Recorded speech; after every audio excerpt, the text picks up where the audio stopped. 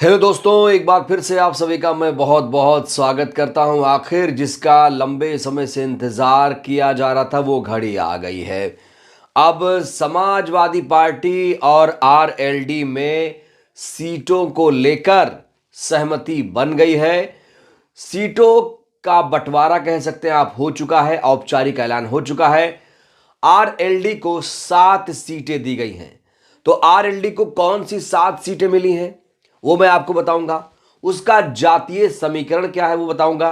साथ ही साथ इन सीटों पर बसपा का कितना प्रभाव है और इंडिया गठबंधन में किसको कितनी कितनी सीटें मिल सकती हैं, इस पर आज हम विस्तार से चर्चा करेंगे। दोस्तों, बड़ी बात तो यह है कि जो सीटों का फॉर्मूला तैयार हुआ है वो समाजवादी पार्टी के मुखिया अखिलेश यादव जी ने तैयार किया है। अखिलेश यादव जी ने आरएलडी प्रमुख जयंत चौधरी साहब को 7 सीटें अलॉट कर दी हैं। यानी यह जो घोषणा की गई है अखिलेश यादव के द्वारा की गई है। बड़ी बात यह है कि अखिलेश जहां सीटों का बंटवारा कर रहे हैं, जहां पर वो लोगों को मनचाही सीट दे रहे हैं, वहीं पर कांग्रेस पार्टी इस समय काफी ज्यादा परेशान है, काफी पसोपेश की स्थिति में है। कहा जा रहा है कि कांग्रेस पार्टी और समाजवादी पार्टी में सीटों को लेकर पेच फंस गया है। तो चलिए दोस्तों, आपको बिना देर किए बताते हैं आरएलडी प्रमुख जयंत चौधरी साहब को कौन कौन सी सीटें दी गई हैं और इसका जातीय समीकरण क्या है। देखिए, 7 सीटों को पहले जान लीजिए। यह पश्चिमी उत्तर प्रदेश का इलाका है। जयंत चौधरी साहब का जो प्रभाव है वो पश्चिमी उत्तर प्रदेश में है।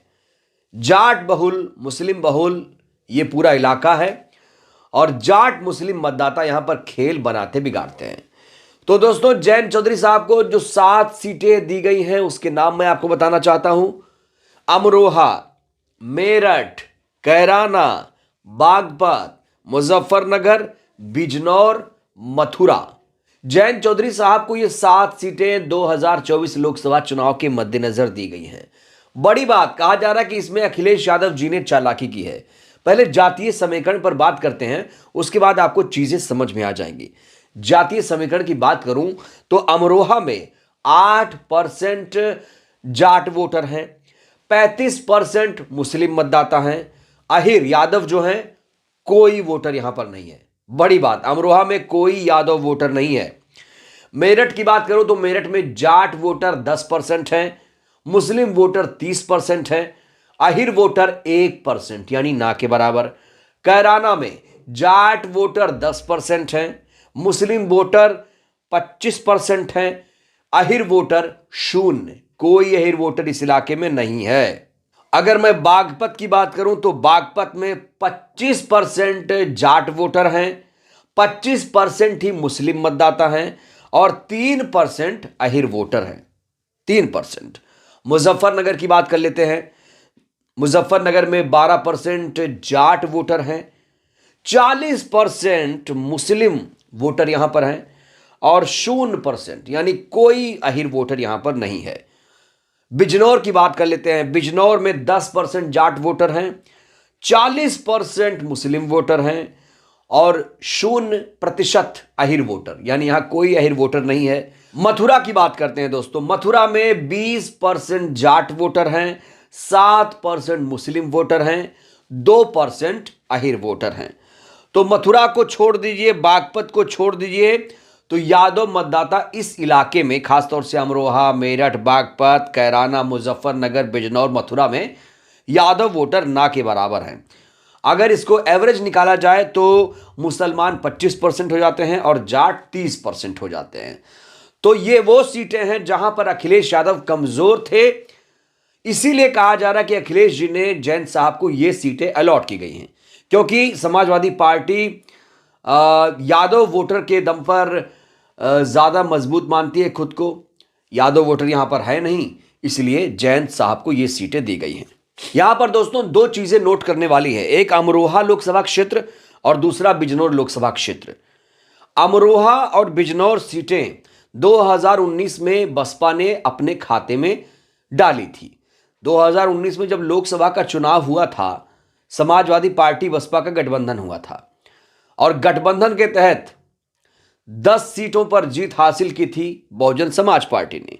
वो सीटें हैं अंबेडकर नगर, अमरोहा, गाजीपुर, घोसी, जौनपुर, लालगंज, बिजनौर, नगीना, सहारनपुर, श्रावस्ती। और समाजवादी पार्टी ने सिर्फ 5 सीटों पर जीत दर्ज की थी। वो थे मैनपुरी, रामपुर, आजमगढ़, संभल, मुरादाबाद। अब रामपुर, आजमगढ़ में उपचुनाव हुआ, उसके बाद ये जो सीटें हैं बीजेपी के खाते में चली गई हैं। तो कुल मिलाकर आप कह सकते हैं कि मौजूदा दौर में समाजवादी पार्टी के पास 3 लोकसभा सीटें रह गई हैं। दोस्तों, अमरोहा के सांसद हैं दानिश अली साहब। दानिश अली, कुंवर दानिश अली साहब को बीएसपी से निकाला गया है। अब वो राहुल गांधी की भारत जोड़ो यात्रा में शामिल होने की औपचारिक ऐलान कर चुके हैं। कहा जा रहा है कि अगर वो कांग्रेस पार्टी से उम्मीदवार हुए तो वो अमरोहा से चुनाव लड़ेंगे।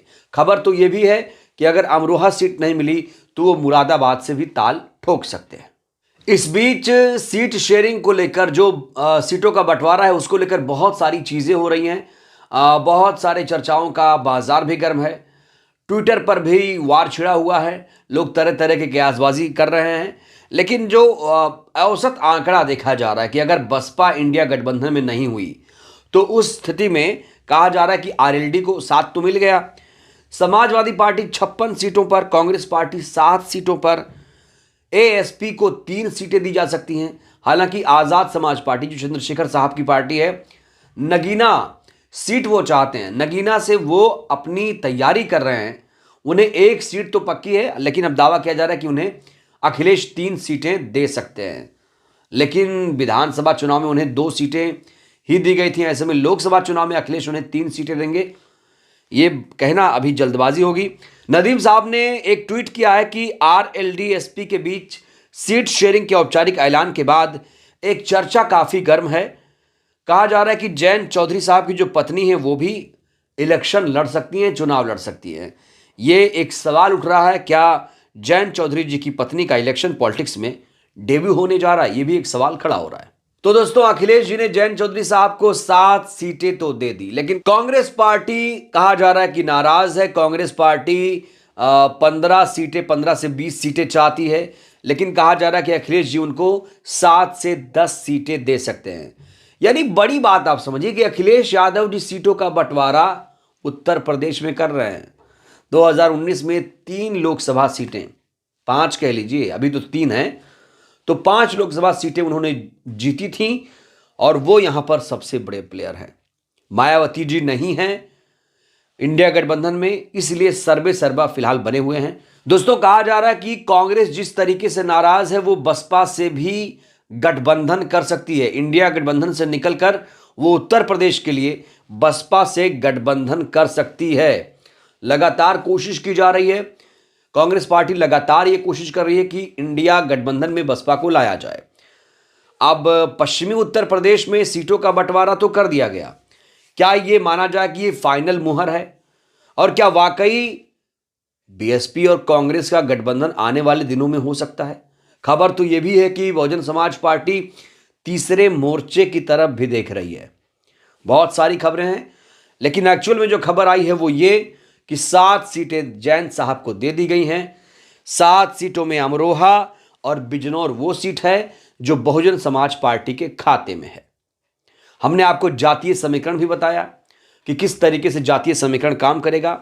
दोस्तों, बीएसपी को लेकर, मायावती जी को लेकर एक जबरदस्त ट्वीट आया है, एक दिलचस्प ट्वीट आया है जिसे मैं आपके सामने भी साझा करना चाहता हूं। दोस्तों, परवेज साहब ने ट्वीट किया है और लिखा है कि अब जो ये 7 सीटें हैं इसमें रालोद हो सकता है एक आध मुस्लिम प्रत्याशी उतारे, लेकिन बहुजन समाज पार्टी अगर इंडिया गठबंधन में नहीं होंगी तो वो 3 से 4 सीटों पर मुस्लिम उम्मीदवार उतारेंगी।